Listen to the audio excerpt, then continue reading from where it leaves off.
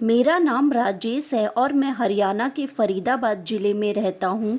पहले ना तो मैं खाटू श्याम जी पर श्रद्धा रखता था और ना ही मुझे उन पर थोड़ा भी विश्वास था, बल्कि मैं अपने दोस्तों को चिढ़ाते हुए कहता था कि क्या तुम लोग भी आजकल इन बाबा की पूजा करने लगे। पर मेरे जीवन में कुछ ऐसा हुआ कि मैं बाबा का ऐसा भक्त बन गया कि मुझे इस जीवन में अगर सबसे ज्यादा किसी पे विश्वास है तो वो है मेरे खाटू श्याम बाबा।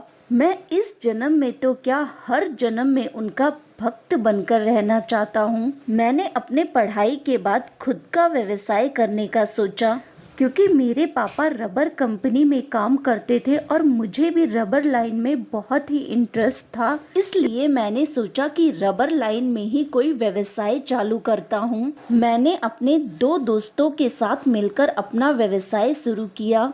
धीरे धीरे हमारा काम बहुत अच्छा चलने लगा और हमें हमारी सोच से भी ज़्यादा मुनाफा होने लगा।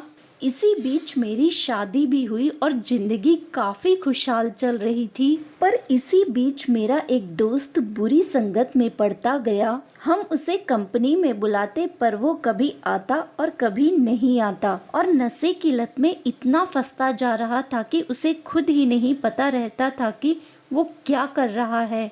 और उसी की कुछ गलतियों के कारण ऐसा कुछ हुआ कि हमारी कंपनी का मुनाफा पूरी तरीके से बंद हो गया और एक समय तो ऐसा भी आया कि हमें हमारी कंपनी भी बंद करनी पड़ गई और मेरे पास उस कंपनी के अलावा आमदनी का भी कोई चारा नहीं था। मेरे पापा ने भी मेरे कहने पर नौकरी छोड़ दी थी, क्योंकि मुझे लगा था कि मैं तो इतना अच्छा कमा ही रहा हूँ। कई जगह मैंने नौकरी की तलाश की और नौकरी मिल भी जाती, पर मैं कहीं पर भी 1-2 दिन से ज़्यादा काम ही नहीं कर पाता था। धीरे धीरे जो भी जमा पूंजी थी सब खत्म हो गई थी। मेरे काम को लेकर मैं बहुत टेंशन में रहने लगा था। दिन भर बस यही चिंता सताती रहती थी कि कैसे मैं अपने परिवार को संभालूंगा। कई बार तो गलत विचार भी मन में आते थे, पर फिर मुझे लगता था कि मेरे ना रहने पर मेरी फैमिली को कौन संभालेगा। फिर मेरी वाइफ को उसके कॉलेज फ्रेंड ने कहा कि तुम लोग खाटू जाओ,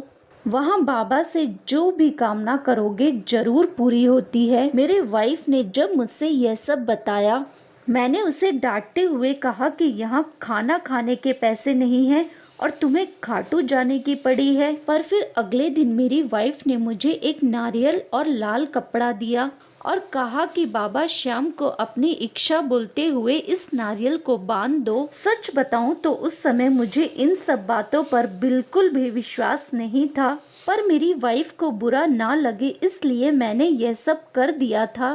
पर बाबा श्याम का चमत्कार तो देखो। लोग कहते हैं बाबा आज नहीं तो कल जरूर सुनते हैं, पर बाबा ने तो मेरी तुरंत ही सुन ली। मैंने सुबह के समय ही नारियल बांधा था और दोपहर में ही मेरे पास शर्मा जी का फोन आता है, जिनके पास हम लोग माल बनाकर बेचते थे। उन्होंने मुझसे कहा कि मैं मेरे दामाद के लिए रबर मैन्युफैक्चरिंग की कंपनी खोलना चाहता हूं। अगर तुम इस समय कुछ काम नहीं कर रहे हो तो तुम उसकी मदद कर दो, क्योंकि उसे इस काम की जरा भी नॉलेज नहीं है और वो मेरे कहने पर ये काम शुरू कर रहा है और मुझे उसकी मदद के लिए तुमसे ईमानदार बंदा कोई भी नहीं मिलेगा। मौका ना गवाते हुए मैंने भी झटपट हाँ कह दिया। मैंने जल्दी से आकर सब अपनी वाइफ को बताया और कहा कि जल्द ही हम खाटू जाएंगे। कंपनी चालू हुई और हमारा काम चलने लगा और धीरे धीरे परिवार की पैसों से जुड़ी भी सभी समस्याएं खत्म होने लगी। अब मैं और मेरा पूरा परिवार महीने में एक बार तो जरूर ही श्याम बाबा के दर्शन करने जरूर जाते हैं। बाबा श्याम की कृपा से ही आज मेरा काम और मेरा परिवार दोनों ही बहुत अच्छे चल रहे हैं।